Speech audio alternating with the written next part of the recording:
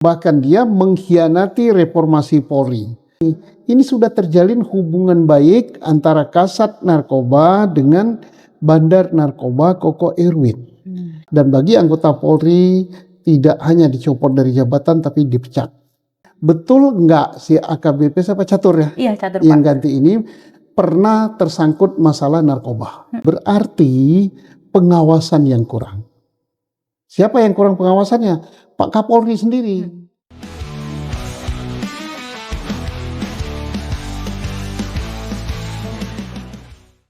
Assalamualaikum warahmatullahi wabarakatuh. Waalaikumsalam warahmatullahi wabarakatuh. Kembali lagi kita Pak di podcast Susno 2J Channel. Hari pertama puasa nih Pak, gimana Pak? Lancar Pak? Alhamdulillah, insya Allah sampai buka nanti.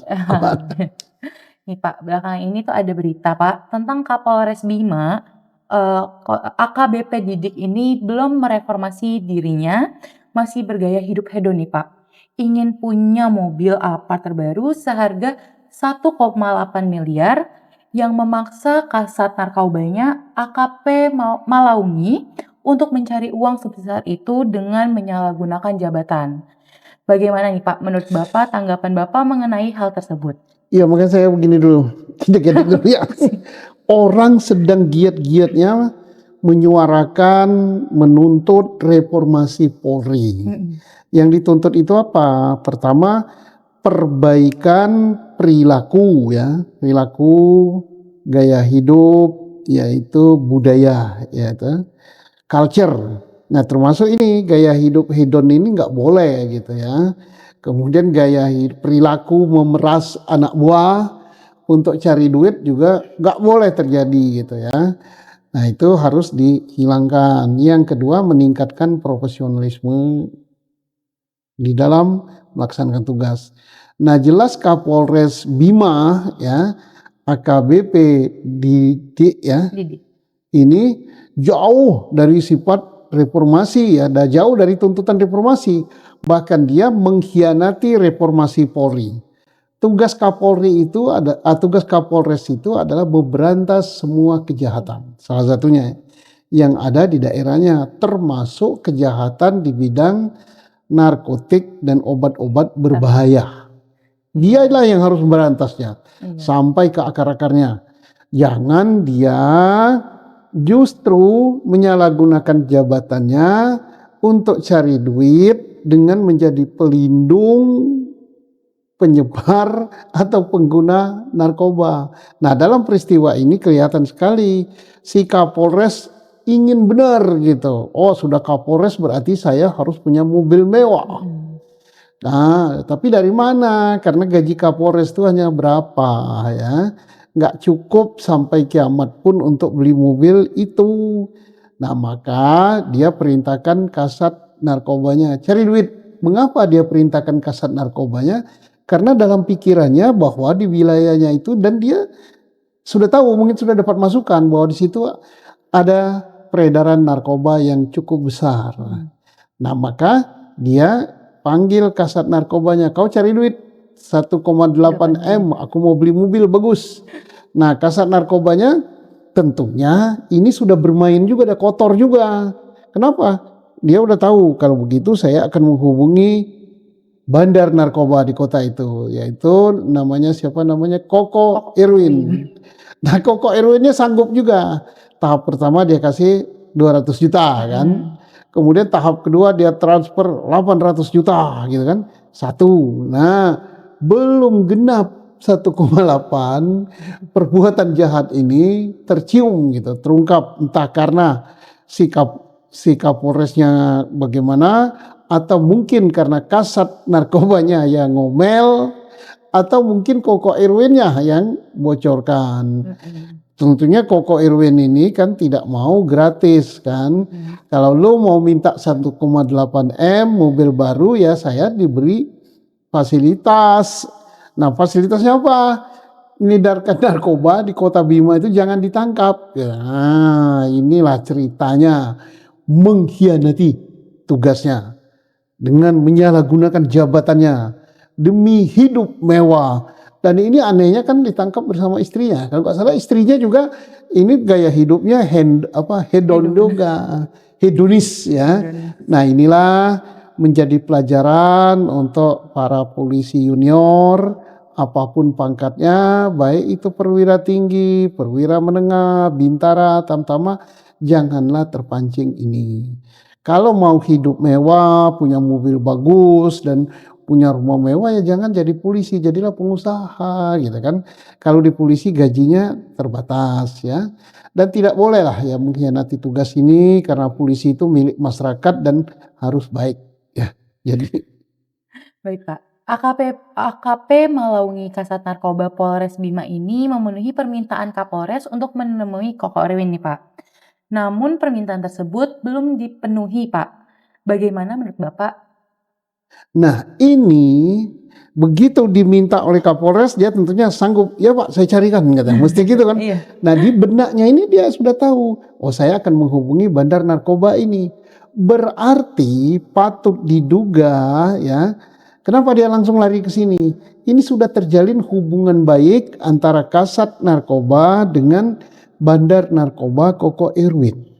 Kacau ya. Nah ini Polda NTB harus mengungkap kasus ini secara transparan dan ungkap tuntas. Mengapa si Kasat Narkoba ini kok ngubungi Koko Erwin? Koko Erwin bandar narkoba, berarti sebelum diminta oleh Kapolres duit sekian banyak itu sudah ada permainan antara Koko Erwin dengan Kasat Narkoba. Mesti Kasat Narkoba ini punya tanggung jawab untuk memberantas narkoba. Tidak bersahabat baik dengan bandar narkoba seperti ini. Nah, kok ini sanggup ngasih duit gitu? Ini mintanya langsung ke sini. Berarti peredaran narkoba di Bima saat ini atau saat sebelum peristiwanya terungkap sudah ada kong kali kong gitu. Nah, makanya kacau Indonesia ini kalau semua polisi seperti ini. Ya mudah-mudahan ini hanya di Bima saja ya. Iya. Lantas kenapa ya Pak, AKP Malaungi ini memenuhi permintaan tersebut dengan menghubungi bandar narkoba tersebut, Pak? Ya ini saya katakan tadi, begitu diminta langsung dia dalam pikirannya, oh saya akan menghubungi si Koko Erwin. Nah sudah sahabatnya. Dan dia sudah memperkirakan pasti Koko Erwin sanggup gitu. Nah ternyata kan sanggup kan. Transfer 200 gitu. Kemudian 800 jadi 1 miliar kan. Sisanya tentu ya sebentar ya saya nunggu setengah bulan atau berapa. Dia kan harus ngidarkan ini dulu kan. Barang haram ini. Ya inilah karena sudah hubungan. Jadi ini peringatan untuk pimpinan Polri bahwa anak buah di bawah itu yang semestinya memberantas narkoba ini sudah kong kali kong dengan bandar narkoba. Ini gawat gitu ya. Berarti mereka tuh ada hubungan dekat kali ya Pak? Hubungan bukan dekat ini. lagi. Jangan-jangan si Irwin ini udah menjadi satpamnya gitu atau agennya juga dagang narkoba. Kan kita ingatkan bahwa narkoba di tubuh Polri itu pelindungnya, bahkan pemainnya, bahkan pengedarnya, bahkan agennya udah sampai level jenderal ya. Berapa tahun yang lalu ya? Setahun atau berapa ya? Inspektur Jenderal Tidi Minahasa. Ini Kapolda Sumatera Barat dan dipromosikan juga menjadi Kapolda Jawa Timur, Kapolda narkoba ini. Ini kejebol Polri ini. Di mana pantauan Mabes Polri terhadap anak buahnya di lapangan. Kapoldanya yang menjadi pemain narkoba kelas kakap dijadikan Kapolda di Jawa Timur. Ini reformasi apa ini? Terutama SDM-nya ya. Kapolrinya sendiri gimana sih Pak Kapolri kok ini bisa bobol kayak gini? Terus sekarang terungkap lagi Kapolres dan Kasat Narkoba yang dia punya tugas dan tanggung jawab memberantas narkoba ini. Kok dia jadi pemain? Lah ini gimana ini? Kok orang-orang seperti ini bisa diangkat gitu? Ini siapa yang ngusulkan dia jadi Kapolres ini? Apakah ini hak istimewa Kapolri ataukah permainan pada level SDM dan level Propam sehingga orang-orang seperti ini lolos gitu. Dan saya yakin yang seperti ini tidak hanya ini. Yang ini yang ketangkap. Mungkin masa ada lagi ya. Jadi ini saya mohon ya selaku rakyat saya ini ya mewakili suara rakyat banyak bersihkanlah tubuh Polri itu. Mungkin masih ada jenderalnya, kombesnya, sampai ke level apapun yang terlibat narkoba untuk diberhentikan, Iya. dipecat.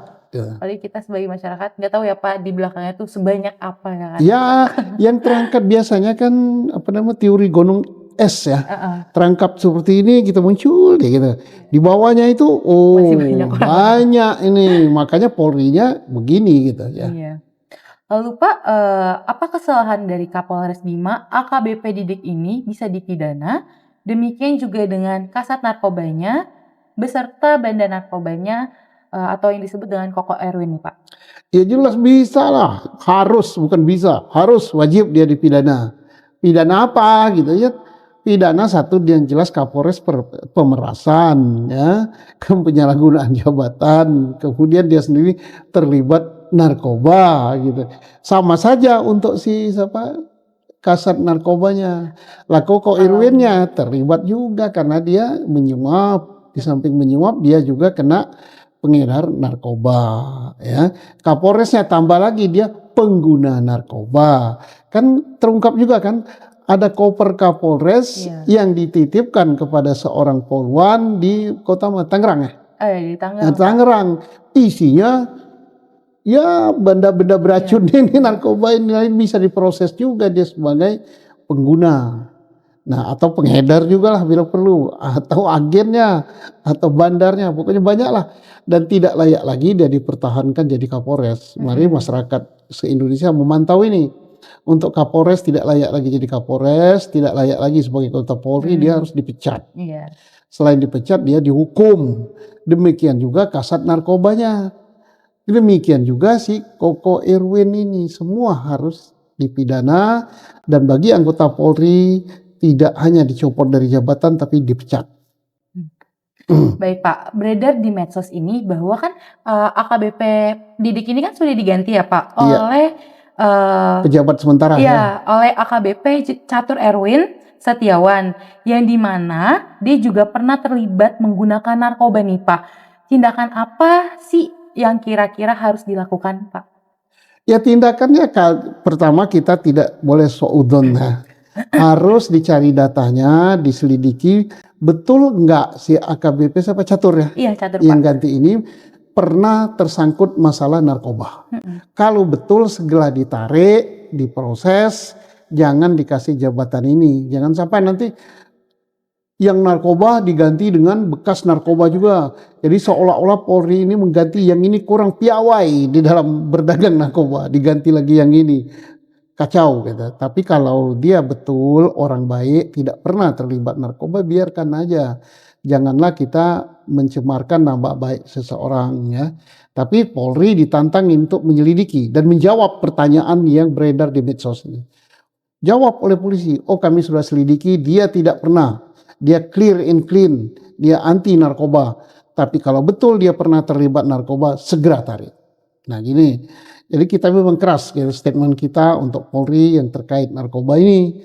Karena sudah ada jenderalnya, ada pamen dan seterusnya yang terangkat, yang tidak terangkat mungkin banyak. Nanti ya percakapan kita ini, YouTube kita ini, kalau ada yang ngomentari negatif terhadap kita, oh Pak Susno gini-gini, berarti itulah kelompok narkoba juga. Karena biasa gitu kan. Iya benar Pak. Banyak kadang-kadang komentar negatif juga terhadap hal ini, berarti dia adalah narkoboy juga. Iya benar sekali Pak. Oke. Banyak sekali nih Pak masyarakat di luar sana tuh yang bertanya-tanya, kenapa peristiwa ini tuh bisa terjadi di dalam tubuh Polri? Nah ini bisa terjadi, ini tantangan berat untuk Polri ya, apalagi yang sedang mereformasi diri, berarti pengawasan yang kurang. Siapa yang kurang pengawasannya? Pak Kapolri sendiri. Ya karena Kapolda itu Kapolri lah yang harus termasuk Kapolri, Irwasum, Propam, ini jebol gitu. Dan SDM-nya sendiri yang mengelola sumber daya manusia, kok bisa jebol kayak gitu. Jadi pengawasan yang kurang, maka harus diperbaiki. Jadi kalau ada anak buah atau ada pejabat yang termasuk istrinya, yang hedonis ya, hedonis itu bergaya hidup mewah. Nah, istrinya jadi sosialita. Sosialita apa sosialita? Sosialita, Pak. Oh, gaya tasnya yang bagus-bagus, terus gelangnya mungkin sampai sini, kalungnya sampai sini. Nah, itu bukan dihilangkan gaya hidup mewah, tapi harus diperiksa dari mana uangnya. Jangan hanya tidak boleh gaya hidup mewah, tapi tetap ngumpulin barang-barang mewah, ngumpul ini hanya tidak dipakai. Itu sama dengan percuma. Nah, jadi memang tidak boleh lah hal-hal yang tidak sewajarnya Iya. dilakukan oleh anggota Polri. Ya. Benar sekali.